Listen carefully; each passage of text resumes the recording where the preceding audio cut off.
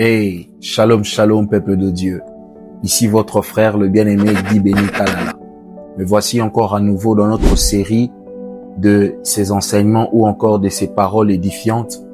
Et nous continuons toujours dans notre série sur la destinée. Et aujourd'hui, je m'en viens avec une bonne pensée que le Seigneur a mis dans mon cœur. Les 3 erreurs à ne jamais commettre dans la destinée.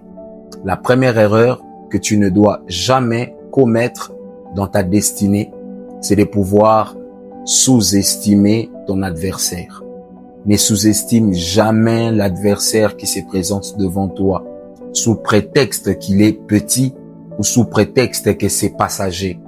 Ne sous-estime jamais une adversité ou un adversaire qui est devant toi. Dans le parcours de la destinée, une petite chose que tu places sous le tapis peut demain devenir un géant qui peut te détruire. Alors dès que tu as l'occasion de le terminer, termine-le et passe à autre chose. Deuxième erreur à ne jamais commettre dans la destinée, c'est de pouvoir négliger la personne en face de toi.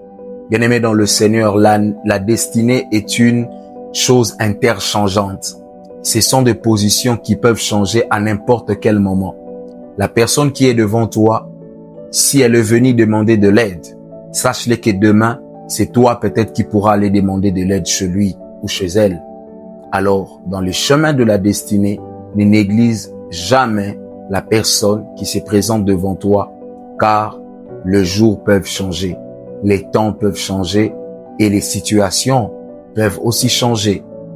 La troisième erreur monumentale que tu ne dois jamais commettre dans la destinée, c'est de pouvoir négliger les opportunités ou négliger les circonstances. Ne te dis pas, puisque c'est une petite chose, que je ne peux pas le faire. Puisque c'est une petite opportunité, ça ne me ressemble pas.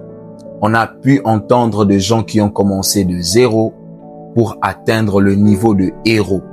On a pu entendre de personnes qui nous ont relaté leur destinée en disant « J'ai commencé à vendre telle chose avec tel petit montant, mais demain, les grâces et les portes me sont ouvertes et aujourd'hui, j'ai pu atteindre le haut sommet. » Et c'est très important de ne jamais oublier cela.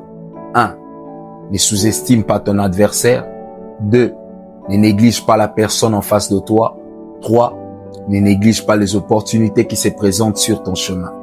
J'ose croire que cette parole t'a béni et que ces paroles continuent encore à réconforter une destinée en quête de la liberté. Que la grâce de Dieu soit notre partage. Ici, c'était votre frère Guy Béni Kalala. Paix et grâce de Dieu chez vous. Shalom.